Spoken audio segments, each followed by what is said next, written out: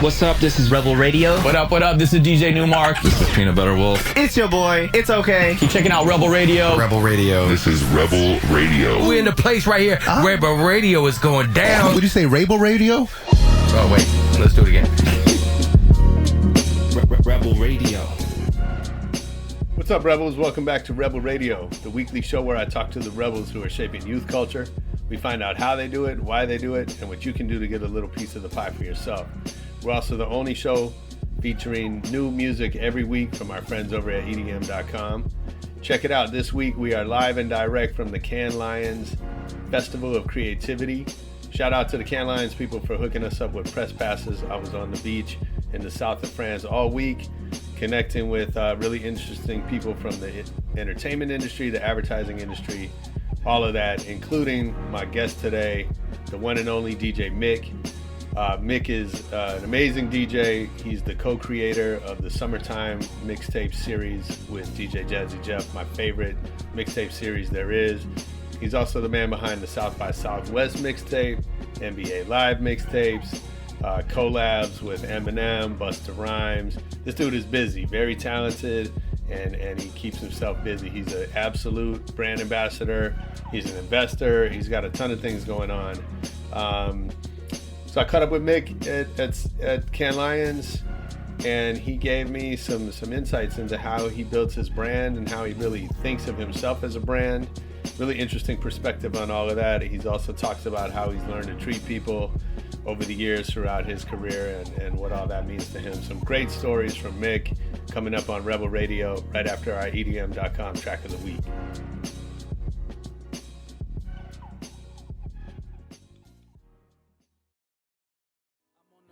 Trembling and suffering through the pain. I told my girl I was dying. She said, "Is you insane?" I went to heaven, got rejected. I should be ashamed. I went to hell and left before the devil knew I came.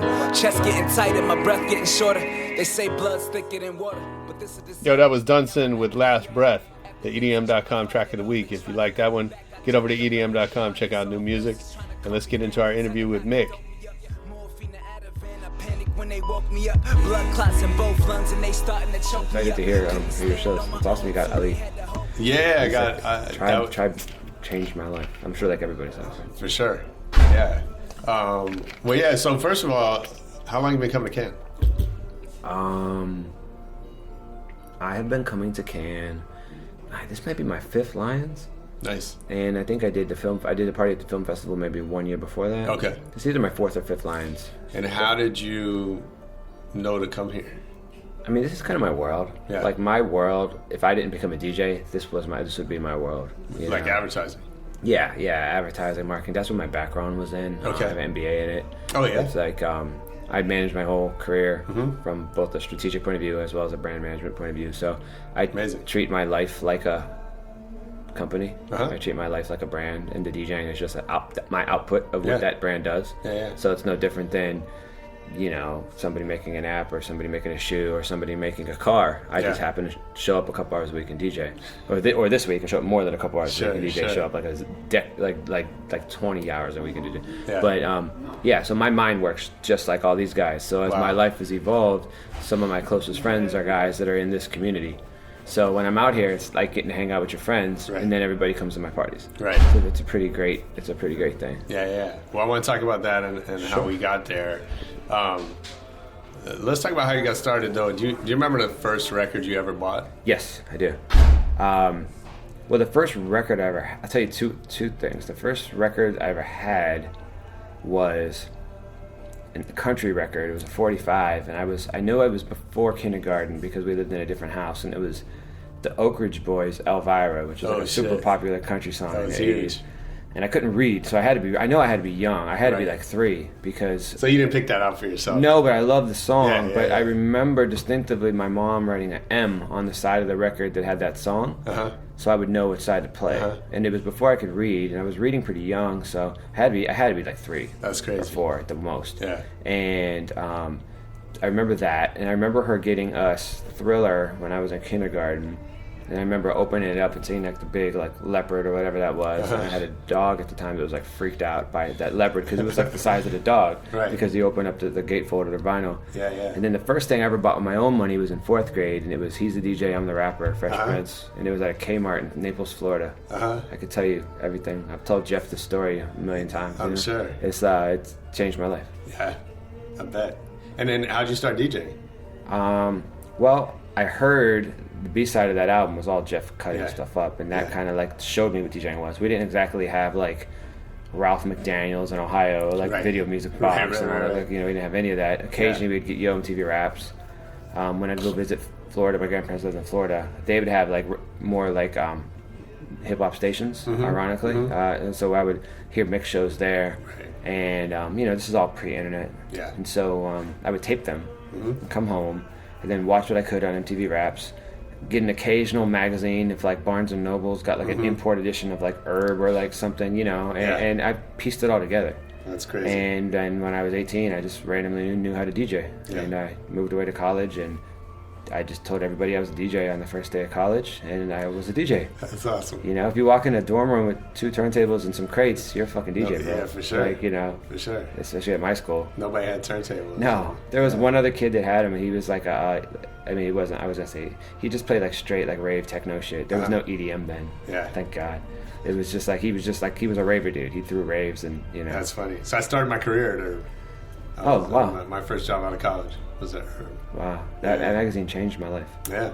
Yeah. Mine too. A lot of people's. Yeah. When were you there? I was there twice. I was there. So I graduated in '93. So I was writing before that. I wrote for Source and Vibe and XXL, Ego Trip, everybody. Oh wow, dude, you probably wrote so many things that impacted my, you know. I hope. Because I would go.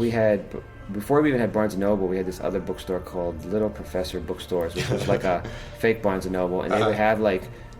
They would have like one shelf that had like 5 or 6 magazines, and they would get like occasionally a Source. They would get Rap Pages. Once in a while, you'd maybe see like an Ego Trip, or you would see True and Trace from London, and then you'd get Herb. And then when Herb came out with the Diggable Planets issue, that was the first one I had bought, and I was like, oh, this is kind of. I was like, you know, and also there was a DJ magazine that was not too bad. It was called I don't remember what the fuck it was, but so it was DJ Mag. It wasn't DJ Mag. Times. DJ Times. Yeah, there was DJ Times with Stretch Armstrong on the cover. Yeah. And I got that, and that gave me a lot of really good insight too. Yeah. And then in '96, the DJ Shadow issue of Herb came out, and that just changed my whole shit. Funny. That just changed my whole trajectory of how I even approach DJing. Reading that. And yeah, I have to go back. I still have a lot of those. I have to that's cool. Find all your articles. Newsprints on there. Do you have all of them digitized? Yeah, well, Raymond does. Yeah. When I met him once through like Red Bull stuff like years ago, and I like bowed to him like he was like, you know, God, because you know, same thing like when I met like Jonathan Schechter and all those guys. Like, you know, if these people if you guys weren't like the kings of journalistic integrity for the culture, people who in the Midwest who didn't have access to these funnels would have no. Absolutely. We wouldn't have learned. Absolutely. You would have just it just would have been impossible. So thank you. Yeah. Right on. Those were fun I'm interviewing times. You now. We're flipping them. For sure. That's cool. So what was the first break? That's such a situational question. I answer this so many different ways when I do interviews. I'll tell you when I never really tell, because there's like a lot of them. There's like I used to do a lot of stuff in Cleveland, and then I started working with like LeBron and all those guys, and that helped me build a brand to get out of. I mean, I already had a brand outside of Ohio in the Midwest, and I was on a radio side, a little bit of a brand in New York through industry stuff, but I was able to leverage like all of that stuff to like really make a bigger platform. Yeah. It wasn't to make my name bigger. It was to build. It was to build my access. Okay. And that was important. But one thing that happened to me was like my career would have never happened if this is like a bad story, like especially as a kid, like I lied when I was doing college radio. I used to have a show, and it was like the highlight of my life when I was 18 or 19 to have a show, and they had this back room with all these records, and like the 3 hip-hop shows of like the 30 shows, and it was like polka and country and bluegrass and shit. like we would just like steal the records. Yeah. Because we didn't have it was mostly bullshit, and we had like record pools and stuff. But occasionally you'd find, and you can relate to this. I'm sure you've been in many a college radio studio. You would just see like that one random thing, like, wait, why is that there? Or you'd find like the sample of something, and you'd never, you couldn't go online and find it. And Cleveland wasn't like, it's not like you couldn't walk in a record store and see like Large Professor and Lord Finesse like digging in the crates in Cleveland. It was just like, there was just, if you saw something, you had to figure out how to get it. So I would just take the records, and I was always like, well, one day I'll put them back when I graduate. But obviously that never happened. So anyways, a bunch of guys were doing that, and they called me in the office and they were like, we have suspicions that all you hip hop guys are stealing records from the station. Now, keep in mind, nobody had played these records in like 20 years. Like the records were just there. Like they weren't being used. We were actually giving the records life. Except for promotional use only, we were actually giving them promo. They were just fucking sitting there. So I and I was just like, damn, it was like one of my first ever moral quandaries. Like, should I lie? And because if I would have said yes, I stole them. I mean, I wouldn't have gotten in trouble with the school. Right. I mean, I don't think, but they would have deaded my show. Yeah, I'm sure. Had they deaded my show, that would have deaded my little underground hip hop brand, which would have deaded my brand moving on to every club in Cleveland, to the commercial station, to mixtapes, to like, And I'm not saying this wouldn't have happened, but I was 19, 20 years old. Right. I didn't have anything going for me besides a 45-minute show on the weekend. So this would have deaded my whole shit. So I guess my first break was like lying to them. And I don't think they honestly really cared. I don't think the guy actually even cared. I think his job was just to like ask me. And he was just going through the procedure. So I could think he can give a fuck one way or the other. But I chose to keep my show. And probably smart. Yeah, I think it's a good decision. For sure. So I learned about you through Summertime. Okay. Cool. Yeah, that's been fun. Yeah, for sure. It's amazing. And Jeff, Jeff's a hero to a lot of us. How did that change the game for you? Well, I had gotten my name through mixtapes, basically. Like I used them to basically fund my move to New York, and to like sustain myself when I moved to New York. And then mixtapes obviously went away from profit, But even then, they just kind of became like brand building things. It's gonna be okay. Yeah, it's fine. This thing is super cool. I'll bring it up. And even back then, they were just kind of like brand building things. And I realized that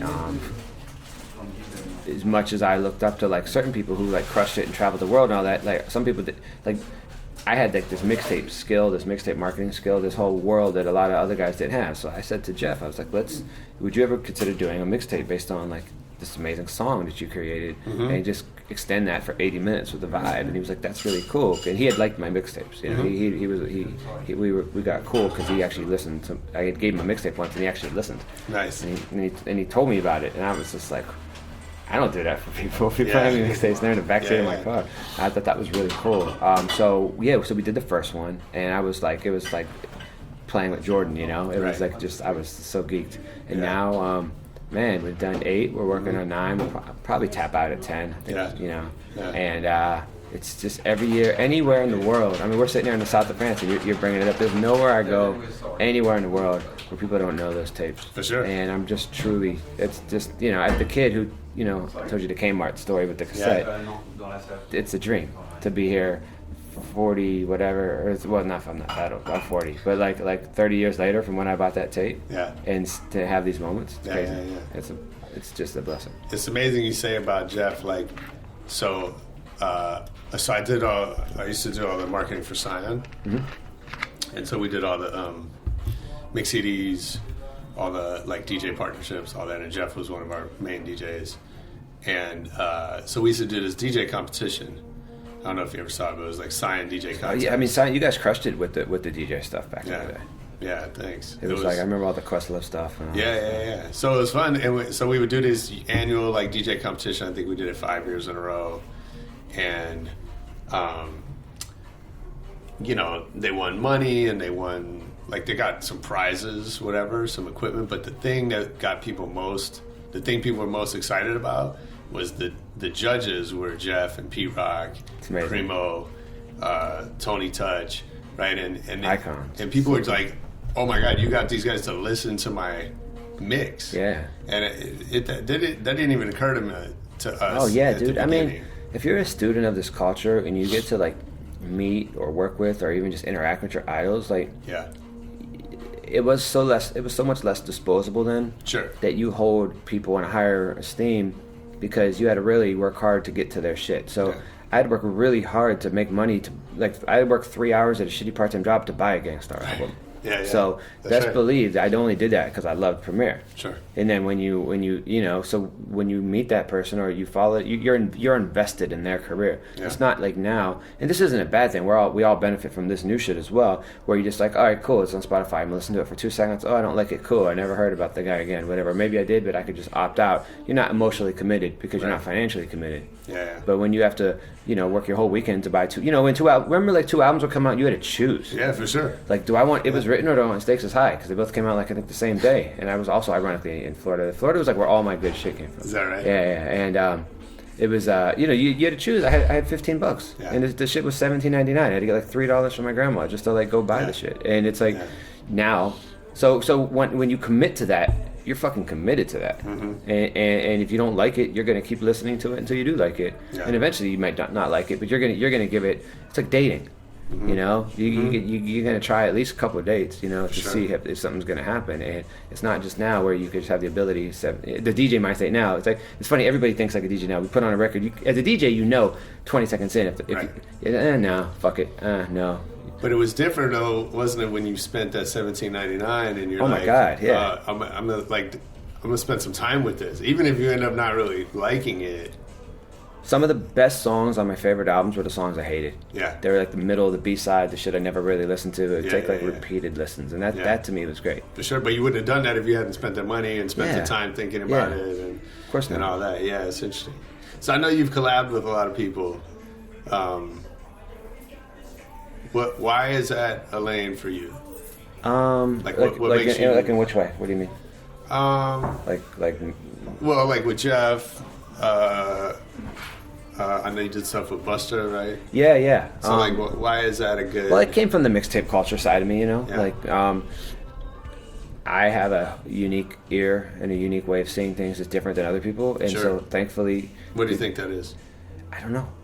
It's just whatever it is. It's worked this long. I hope it doesn't stop. I hear things slightly different, just like everybody, just like you do, or and for some reason, people seem to like the way I hear things and the way I'm able to channel that back out through my either computer or through my hands or through whatever it is, and somehow that enabled me to create that mixtape brand that people liked, and the branding of stuff was good. I'm much better actually at the branding marketing side of the stuff than the music side. Like I have a musical talent, but I've always used the example like I'm a good DJ, but I'm not like a great DJ. Like I have days where I'm great, just like I have days where I'm a great dad and a good dad and a great husband and a good husband. But it's just like if I put all my energy into DJing, I could be a great DJ. But I realized like where I'm like where I kind of like top out on average is just being good. But the thing I'm great at is like the marketing side of it. So tell me about that. And I had to make a choice, because you and I both know a million DJs who are better than any DJs that you've ever heard of, who nobody's ever heard of, because they don't have the picture, the big picture. And I didn't want to be. I just knew so many guys growing up that were like, they had so much talent, man. Like there were guys in Cleveland, dude, that like they had more talent than, I would kill to have the talent. They had Jeff level talent. Maybe even better.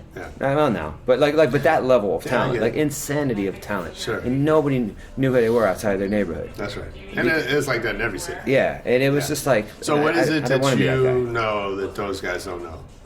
I just see the big picture. I see how to get an idea. What do you do that those guys aren't doing? Well, first of all, I'm lucky and blessed and all of those things. I haven't.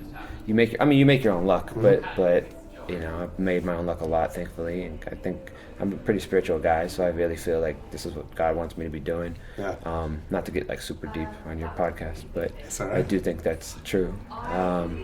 Beyond that, I've just always approached things before I even realized I was doing it. I was approaching things from a business perspective, and I've approached things as a marketer versus as a DJ. When I didn't, again, even before I knew I was doing it. Can you give me an example of like?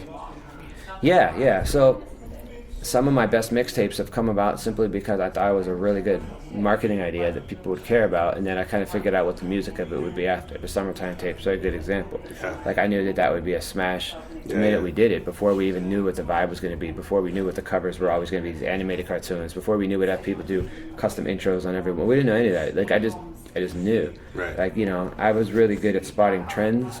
So they did this Jay-Z Coldplay thing, Viva La Hova, that went super viral. Coldplay put it on their website and all this shit, and Jay-Z heard it and said he said it was all right, which is, I guess, for him, that's like a gold fucking medal, right? Right. So, and you know, but it's not that I woke up one day with the supreme desire to make those mashups. It was like they were doing a lot of songs together. I liked most of them. They were vacationing together in the south of France on yachts, and it was always on like TMZ and shit. That's and like people in the pop culture, what's that word, zeitgeist or whatever, like was like talking about that. And I knew that would hit. Jay-Z had just got married to Beyonce. Dude was married to Gwyneth Paltrow. They were media its. Sure. And on top of that, they were like they made really good music, and they made good music together. So I just really thought this is like a no-brainer if you do it right. And so there you go. And so like, but it started with the idea. It didn't. I wasn't sitting like, you know, all these guys like, oh, I was at home and just, you know, I was just mixing the records together, and I was scratching with my balls, and it just was great. And like, you know, like, no, I can't. It all, for me, all the stuff was ideas. Same thing with Busta. Like we did this project called Diligence, which is also like a decade old, and to this day, every time I see him, he's like, that's still my favorite mixtape I ever did. And I didn't do shit on that tape, dude. All I did was come up with the idea. And people always come up to me and like give me all this credit for that tape. And I'm like, dude, I didn't do shit. Like, it's like, well, I mean, I came up with the idea to put it out, and I came up with the packaging and the branding and how we did it, which is a skill. But it's just like, Dilla did the music. Like, I had nothing to do. I mixed it, but like, I didn't like. Busta gave me 20 unreleased Dilla songs. Like, you'd have to be an idiot to fuck that up, right? Like, so. Well, but I think like, it's kind of like you're saying before. Like, the marketing is a skill, right? And there's thousands of great DJs who the world has never learned about because they don't understand marketing. Right, or because because that's not what they're in it for, right? There's different reasons, but you know, the ability. I mean, this is why we're here in France, right? Because the ability to bring ideas to life is important.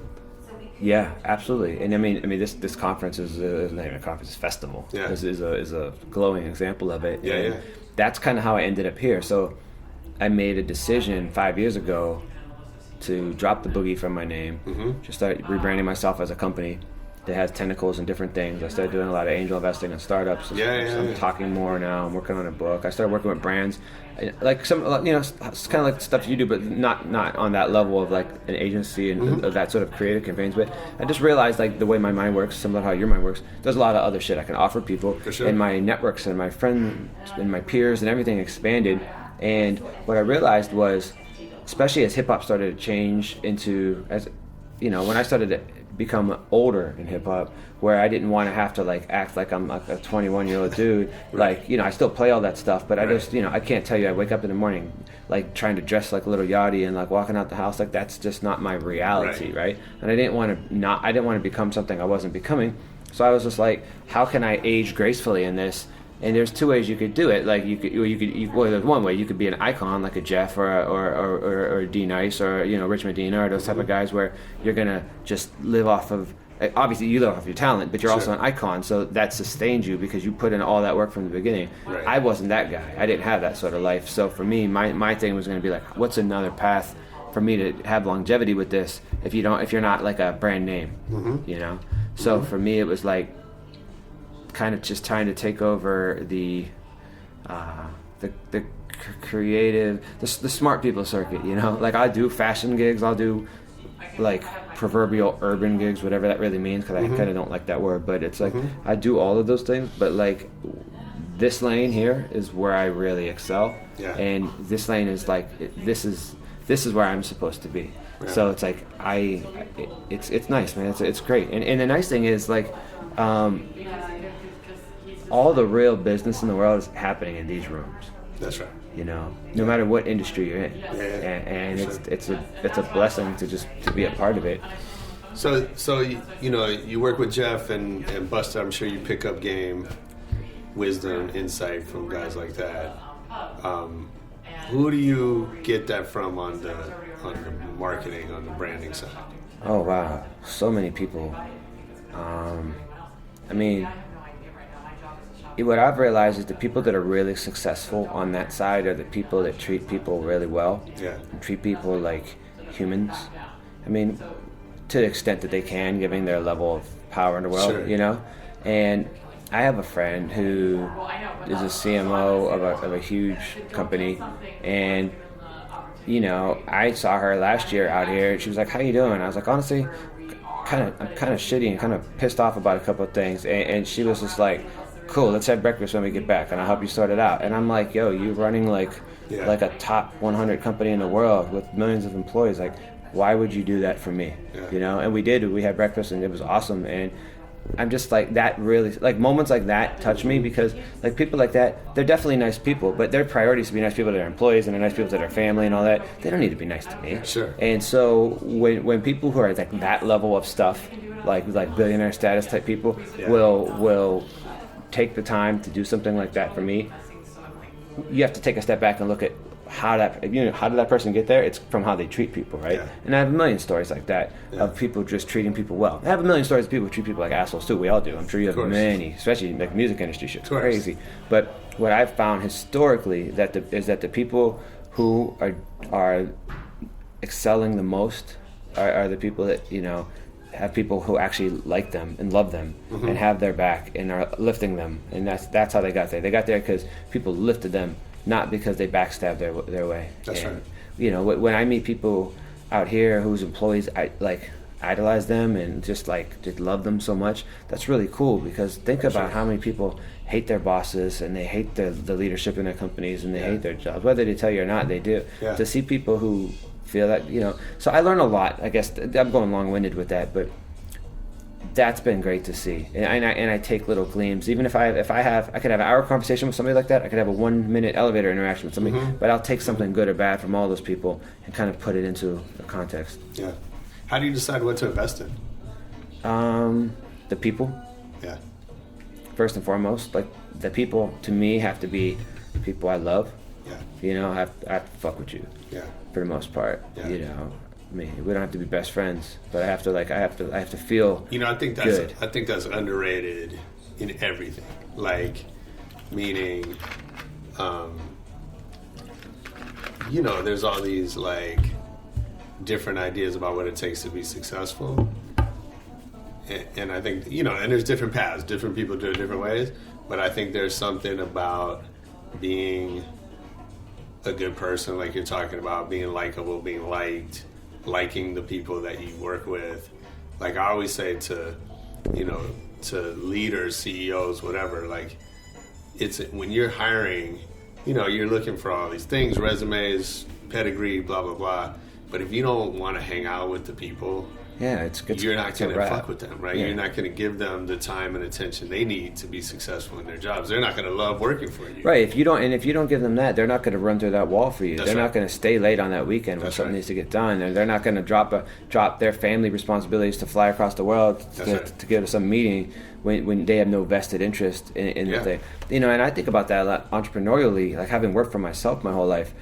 I stop at nothing to make sure my family's good. I will push myself to degrees I didn't even know existed because I have no choice, right? And I think about how it must feel for people who work within the confines of an organization, especially if you've been there 5, 10, 20 years.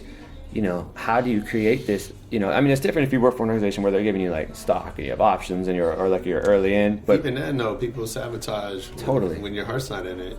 But yeah, I just think like, man, how do you motivate yourself knowing that your growth is finite, maybe from either a career perspective or a financial perspective. Like you could give these people 400% of your life and you're never going to make more than 150 before taxes. That's right. That's crazy. When if you're entrepreneurial, you can give 300% and you could become a billionaire or a millionaire or at least 100,000aire. Or you can't, but like your odds, right. like you control your own shit. Like, and that's how I feel every day. Like I feel like I wake up every day and the more I put into it, the more I'm going to get out of it. Like that's been something I don't realize that on a day to day because we live in this ebb and flow. But when I look back at my life, like the more I put into it, the more I get out of it, no matter what it is that I'm doing. Sure. And you know, and there are some times I just fall back. There's days where like you know what, I can't do this right now. I have to. I got to stay home. Of course. I got to just go. Well, you don't have that 9 to 5, so you don't have the automatic, Sunday off. No, right? no, yeah, so I don't have. You got to do it when you. I have to pick and choose, and this applies how I parent my son too. Like we have like a super non-traditional life, and like I was in Austria 2 weeks ago. Flew home.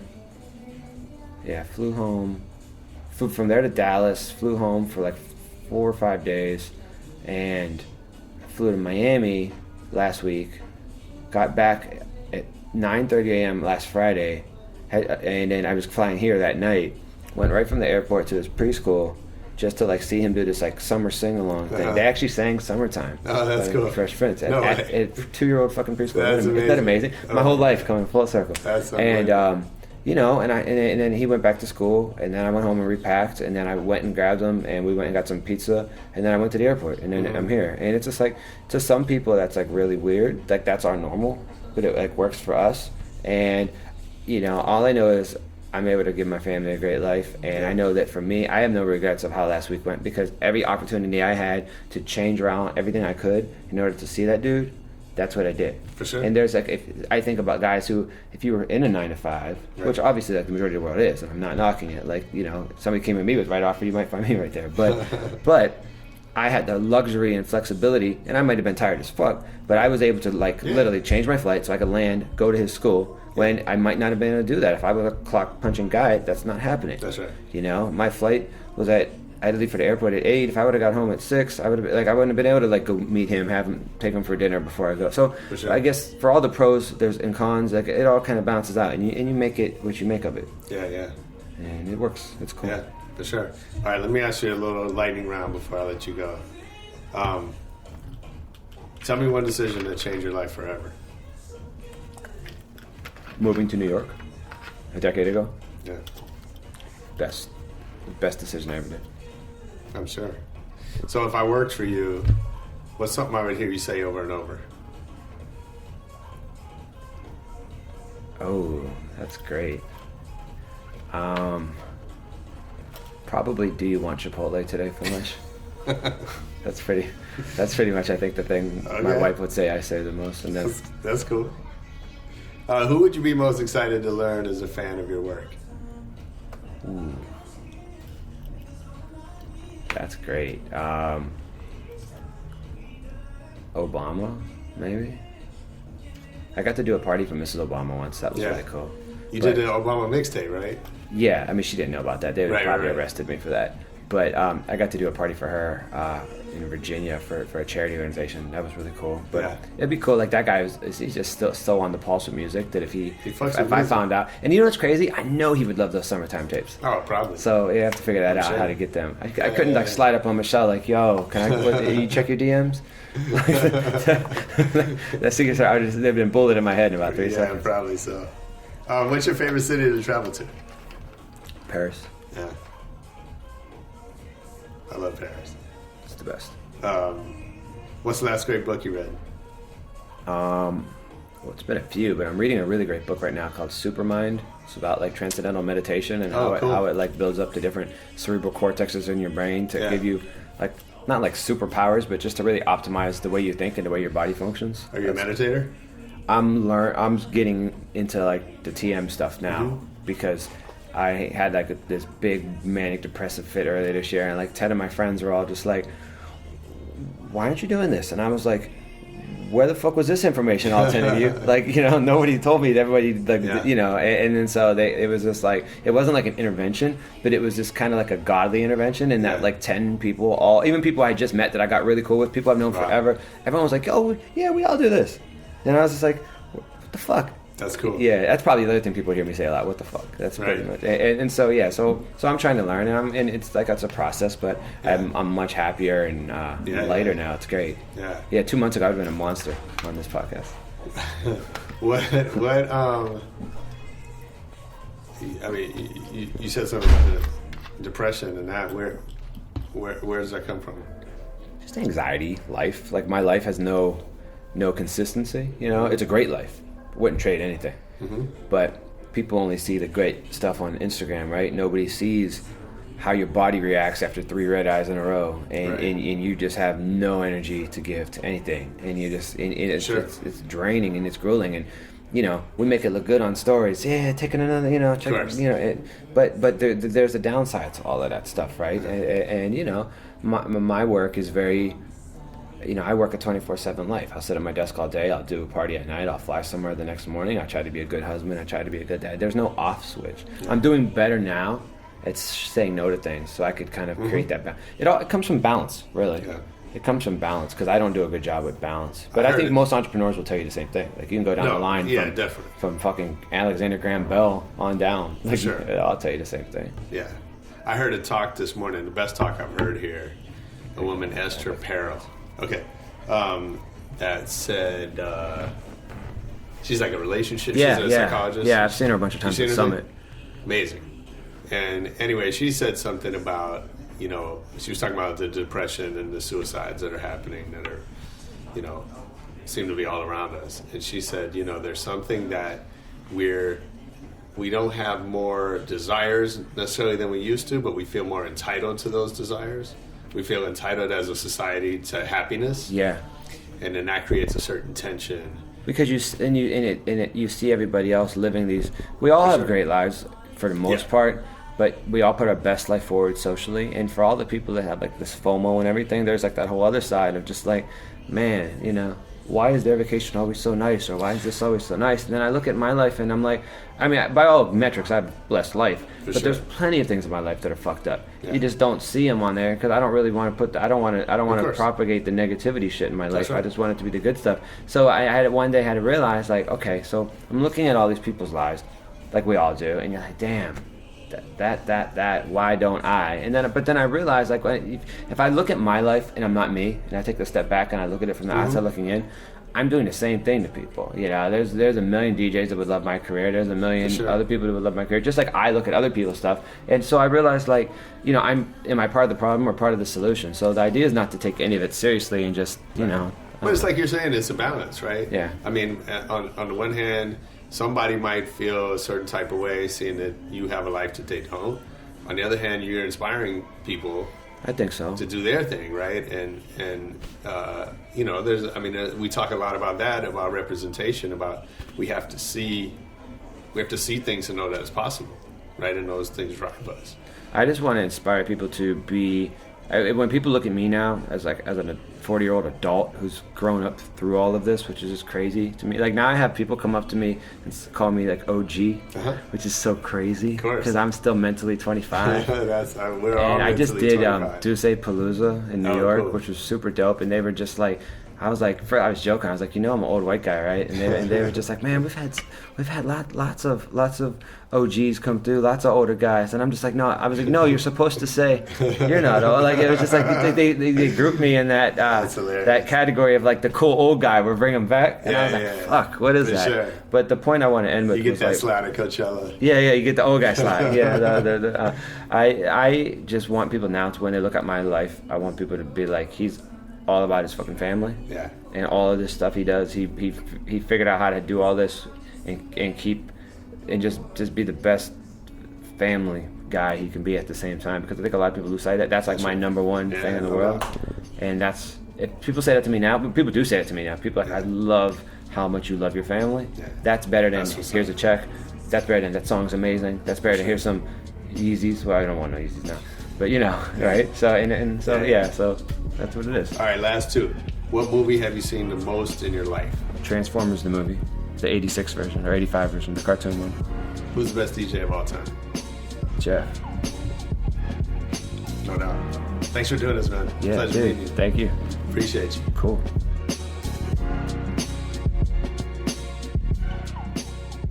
Yo, that was Mick on Rebel Radio. Shout out to Mick. Shout out to Cannes Lions.